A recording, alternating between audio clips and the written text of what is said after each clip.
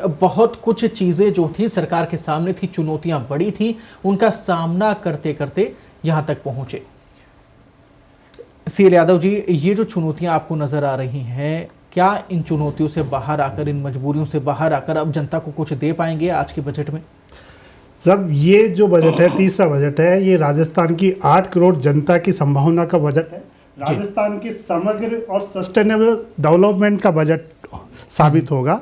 और जैसा आपने 2019 के बजट में देखा, 2020 के बजट में देखा, और तमाम विपरीत परिस्थितियों के बावजूद मुख्यमंत्री अशोक गहलोत जी, उनकी पूरी टीम ने एक समग्रता के साथ प्रदेश को आगे बढ़ाया। तमाम आप बात करेंगे कि तमाम परिस्थिति, विपरीत परिस्थितियों के अंदर सरकार ने समय पर इनको जो राज्य का हिस्सा था करों में, वो नहीं देने के बावजूद जो जिस एकाग्रता के साथ, जिस टीम स्पिरिट के साथ इन्होंने कोरोना से संघर्ष करते हुए राजस्थान को एक डेवलपमेंट की तरफ लेकर के जा रहे हैं, वो काबिल तारीफ है। विपक्ष को भी दोनों चीजों धन्यवाद देना चाहिए, सरकार को और सपोर्ट करना चाहिए।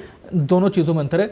मेडिकल सुविधाओं को लेकर काम किया, पूरे देश ने सराहा भी, और यहाँ तक कि पीएम ने भी तारीफ की, अच्छी बात है। लेकिन डेवलपमेंट की जहां बात है, विकास की जहां बात है, वहां पर विराम लग गया, विकास रुक गया है। विकास को कैसे आगे बढ़ाएंगे, इसको लेकर क्या आपको रणनीति नजर आती है? क्या इस बजट में कुछ पेश कर पाएंगे, कुछ दे पाएंगे? सब मैं आपको पहले भी कहा, 2019 और 2020 में जो एक मोटा मोटी विकास की जो परिकल्पना की गई थी, उनको निश्चित रूप से आगे बढ़ाया जाएगा।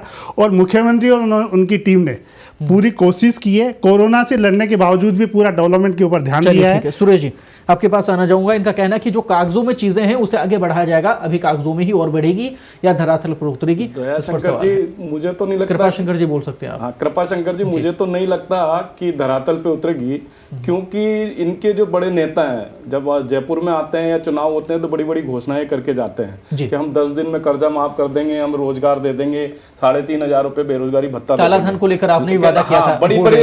लेकिन मैं कांग्रेस गवर्नमेंट की बता रहा हूं ना कि उन्होंने बड़ी बड़ी घोषणाएं की है, लेकिन वो धरातल पे नहीं आई है।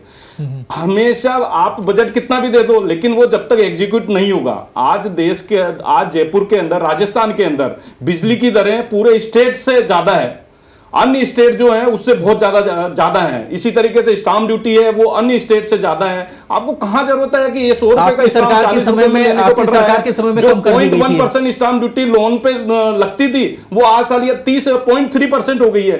तो कहां, मतलब कौन सी जनता को राहत दे रहे हैं? आज जनता इतनी त्रस्त हो रही है, बिजली के ऊपर है, इंफ्रास्ट्रक्चर के ऊपर है, हर तरीके से जनता ट्रस्ट है। मेडिकल के अंदर सराहना, ये कितनी ही लूट ले, लेकिन आप हर चीज में पीपी किट हुआ या मास्क वितरण हुआ, उसमें घोटाले, मतलब अखबारों में पढ़ के हमें ताजुब होता है कि साहब 11 लाख के मास्क आए, लेकिन वो नदारत है। अरे साहब, आपके घोटाले देखो ना कितने बड़े हैं भैया। हमारे 6 साल की सरकार है, हमारे 2 की सरकार, हमारे 2 की सरकार, इसके आगे हमारे कार्यकाल के अंदर कोई घोटाला नहीं है। आप 8 करोड़ की बात कर रहे हैं, पूरे राजस्थान की बात कर रहे हैं, आप 2 आरोप हम 2 हमारे 2 आरोप तो लगाते हैं।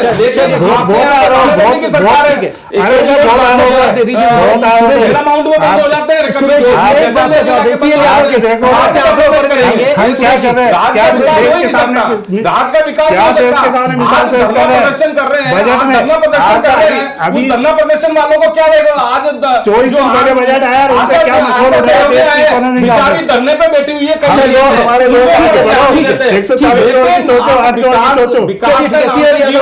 आपके पास आऊंगा आपके समय में जब चर्चा होगी। सुरेश जी, आपने कहा कि मेडिकल सुविधाओं को लेकर चाहे कितने भी ढोल पीट लिए जाएं, लेकिन सारी जो चीजें हैं वो सामने हैं। प्रधानमंत्री नरेंद्र मोदी ने राजस्थान की सराहना की, उसको लेकर आप क्या कहेंगे? शायद वो भी गुमराह कर रहे हैं। नहीं, प्रधानमंत्री जी ने भीलवाड़ा का जो स्टार्टिंग में मॉडल था, बहुत उसके लिए सराहना की। इसके बाद में अगर आप कंपैरिजन करेंगे जयपुर का, जयपुर की रिकवरी, जब हिंदुस्तान की रिकवरी 90%, 91% थी, जब जयपुर की 64% की रिकवरी थी, तो कहां था? जयपुर के अंदर क्या हालात थे? हॉस्पिटलों के अंदर बेड नहीं रहे, दर की ठोकरें खानी पड़ रही थी, किसी को भी कोरोना के अंदर बेड नहीं मिले। तो कहां से व्यवस्था है? आज अखबारों के अंदर हमने कई बार देखा है कि साहब पीपीई किट आए,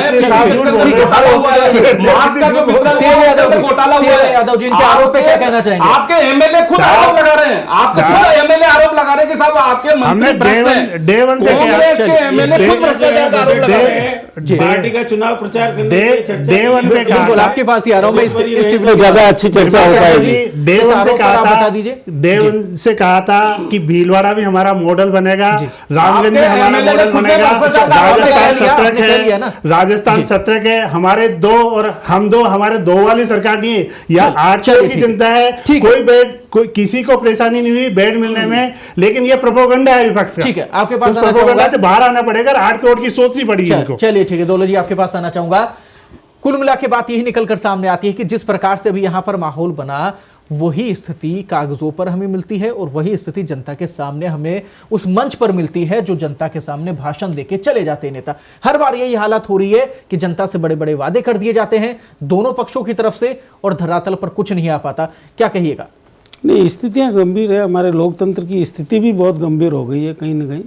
हालत ये हो गई है कि जनता इतनी त्रस्त हो गई है, बावजूद इसके मतलब जिस तरह से चुनाव के नतीजे आते हैं, कल ही गुजरात के नतीजे आए हैं, अब इसके बाद में जैसे 100 रुपये लीटर पेट्रोल लेकर भी यदि लोग किसी पार्टी को पसंद कर रहे हैं तो कहीं न कहीं बड़े सवाल हैं हमारे लोकतंत्र के लिए। और बजट में कोई सरकारें क्या, हर सरकार चाहती है बजट में अच्छे काम हो, अच्छी घोषणाएं हो, इम्प्लीमेंट कितनी होती है वो अलग चीज़ है। इम्प्लीमेंटेशन के लेवल पे कोई भी सरकार ये दावा नहीं कर सकती, चाहे मौजूदा हो चाहे इससे पहले वसुंधरा जी की सरकार हो वो हो, किसी इम्प्लीमेंटेशन का लेवल हमेशा लो रहा है। कारण नौकरशाही पे किसी की चलती नहीं, हर राज्य में नौकरशाही हावी रहती है, काम यही नौकरशाही करती है, उस पर किसी का अंकुश नहीं होता है। और सारी बड़ी बड़ी योजनाएं, सरकार की मंशा भले ही अच्छी होती होगी लेकिन पॉलिटिकल विल के कमी के चलते सारी योजनाएं वैसी नहीं धरातल पर आती है जिस तरह की होती है।